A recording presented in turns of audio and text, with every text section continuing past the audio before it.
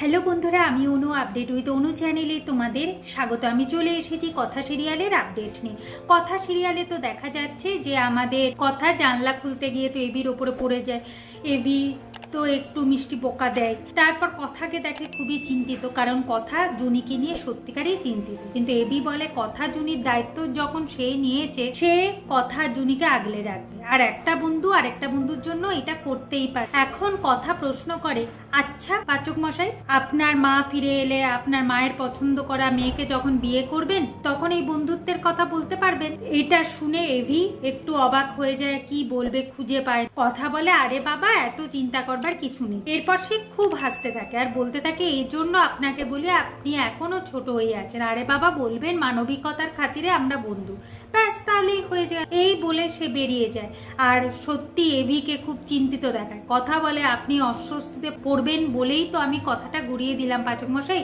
আমি চাই না আমার জন্য আপনি অস্বস্তিতে পড়ুন। এরপর দেখা যাচ্ছে যে আমাদের প্রান্তিক, সে তার কাজ চালিয়ে যাচ্ছে, পাচার করেই যাচ্ছে। তবে সে চিন্তিত, কারণ জুনি তাকে ধরে ফেলেছে। পরের দিন সকালবেলায় এভি অফিসের কলে ব্যস্ত থাকে, আর চাপা তো লস্ট হয়ে এভির দিকে তাকিয়ে থাকে। এভি ভাবে ব্যাপারটা কি, গোবর দেবী, ম্যান্ডি, আবার এই চাপাও আমার দিকে এরকম ভাবে তাকিয়ে আছে, এরা যে কেন এরকম করে খুঁজে পায়। এরপর তো চাপা এভিকে বলে যে কোনো কাজ আছে কিনা। এভির কাজ করতে সে সব সময় রাজি। এখন এভি বলে তার জামাটা ওয়াশ করে দিতে।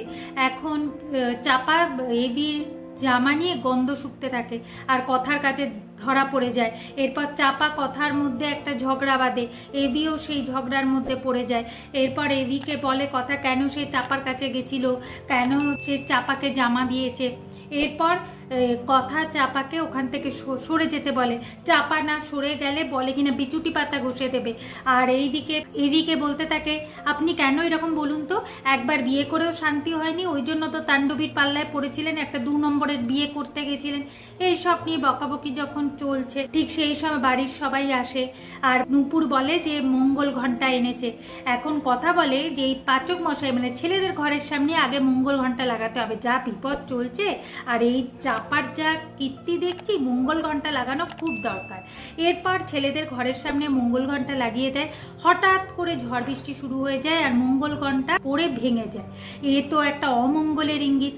কথা খুব ভয় পাচ্ছে যে কি অমঙ্গল হতে চলে। আগামী পর্বে দেখা যাচ্ছে কথা এখন সবার কাছে জুনির খবর নিচ্ছে, বিশেষ করে ঋতুর কাছে, যে জুনি যেন কোনোভাবেই ঘরের বাইরে না বেরো। এখন ঋতু বলে, জুনি তো ঘরের বাইরেই আছে, সে তো বললো কোন কাজ আছে বলে বেরিয়ে গেছে, সে তো ঘরে নেই।